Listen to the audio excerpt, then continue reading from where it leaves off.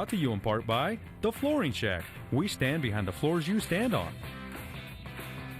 York Dodge.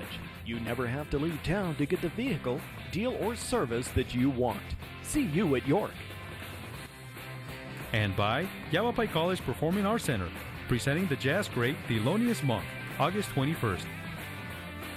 Hey, it's Morning Scramble in northern Arizona. Or is it Oregon? I'm not sure. It's raining so much here. We're about to wash away, but it's beautiful. Sort of like Oz a little bit here as well. Wow, we've got something really interesting to talk about today. Addiction, and of course in light of Robin Williams' death, and which had something to do with that, not just depression. We have with us Professor of Sociology and Psychology at Yavapai College, Dr. Mark Shelley. Nice to have you with us. Morning. And we're talking about digital addiction. Digital addiction. This obviously has to be technological overload. What is that?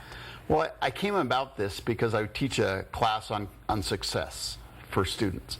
And one of the questions was, what's your biggest time waster?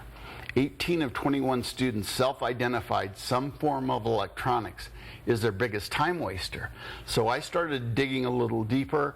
I surveyed over 500 students at Yavapai College, and over 13% said they were definitely addicted to digital technology, and another 45% said, yeah, probably, I may be addicted. Amazing. So that's over half the students. And you define addiction how? Is anything, psychologists normally define addiction, it is any behavior that gets in the way of normal or productive life. Okay, and maybe is it something you can't stop easily too? Is that part of addiction, or not necessarily? This was interesting because the comments I got for students were things like, Facebook is totally useless, but I just can't stop. Or I watch Netflix all the time, but I can't seem to get rid of my account, so I don't do that anymore. So there is this dependence on technology.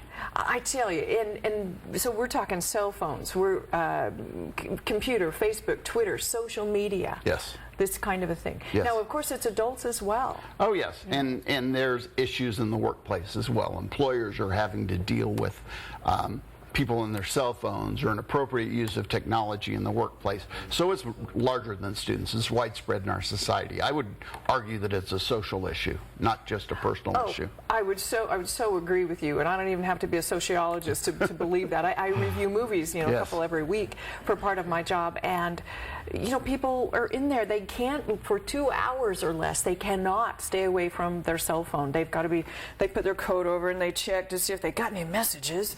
Did anybody say anything to me?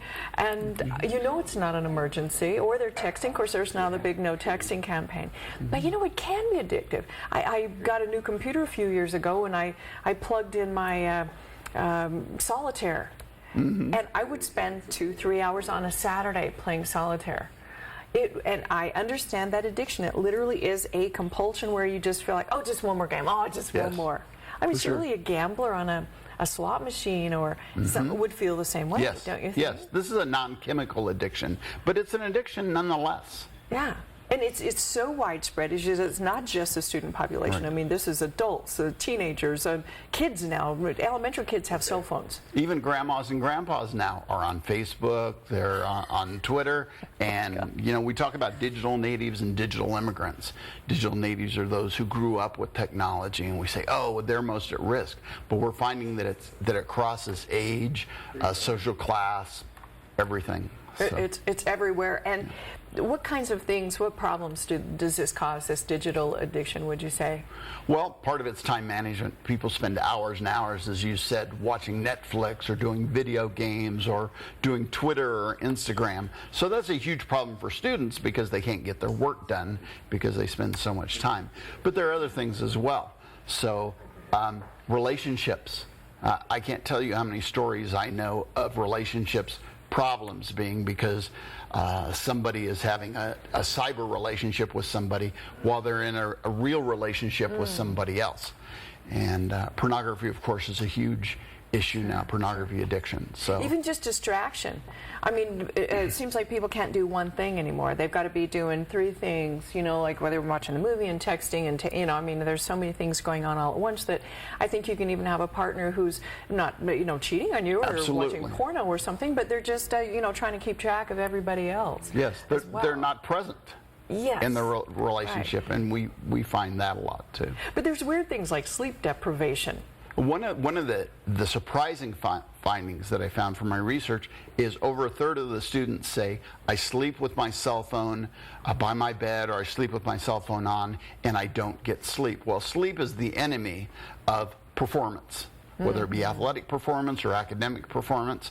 And so we have 1/3 of our students, 1 out of 3, who aren't getting sleep because of their cell phones. Okay, now I use a cell phone for my alarm clock. Of course, the cat wakes me up an hour early anyway, so I don't usually worry about it, but nevertheless, it beeps when emails and stuff Right. come in. So, I mean, literally, you're sleeping away and it goes, ding! It's like, what?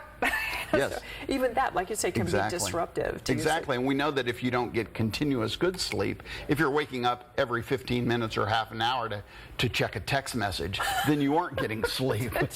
What can be so important? I just don't get it.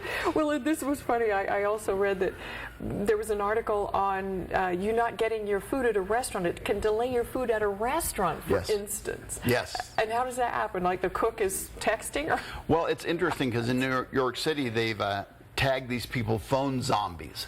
So you go to a table, a waiter goes to a table, and people are on their cell phones, and they're checking their email or sports scores, and they haven't looked at the menu, so they haven't ordered. So they go back and they trash the restaurant on Facebook or Twitter or something like that. Yeah. And the owners are saying, now wait a minute, it's not all our fault. Well, yeah, and plus then they're sitting at the table longer, so if you're waiting for a table, you can't get Exactly. it.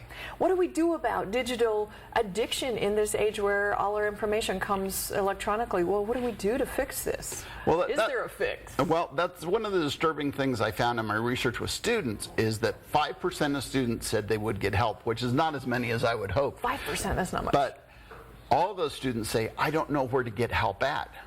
Yeah. So if you're addicted, we have lots of recovery centers if you're addicted to alcohol or drugs. But there are very few places for people to go with electronic addiction. But So I'm addicted to Twitter. Yeah. What? and so that's one of my concerns, and part of my ongoing research is to find some viable solutions. One of the things I do is I share this information with students, and it's a real eye-opener for them. Because then they start paying attention to the time they're spending on the Self-awareness is really the key, being aware of what you're doing when you're doing in the moment. But I just laugh because pretty soon maybe we'll have digital addiction counseling. Yes, Or drugs. absolutely. Absolutely. Dr. Mark Shelley, professor of sociology and psychology at Yavapai College, about digital addiction, something that is very easy to do nowadays. Yes. Thanks for joining us today. My pleasure. All right. Don't go away. We're going to take a break. We'll be right back. We're going to have the Old West in Prescott. We're also going to do a classic country. We're going to hear some songbirds about that. Stay with us. First of all, I want to tell you about, if you haven't heard this before, there's a miracle carpet at the Flooring Shack in Prescott Valley. I'm not kidding you. You can spill anything on this. I mean, sometimes you have a nice carpet, but there's, this spot over by the couch where you spilled some wine, or a friend did. Red wine, it doesn't matter, anything, you can spill anything on this carpet. You can mark it with pen, and it comes right off with bleach, go figure, and it looks just as good as new. Again, the Flooring Shack in Prescott Valley, but they have all kinds of flooring, laminates, tile, hardwoods. Chris and Nate at the Flooring Shack in Prescott Valley will help you find any flooring you need. And check out the Smart Strand Miracle Carpet.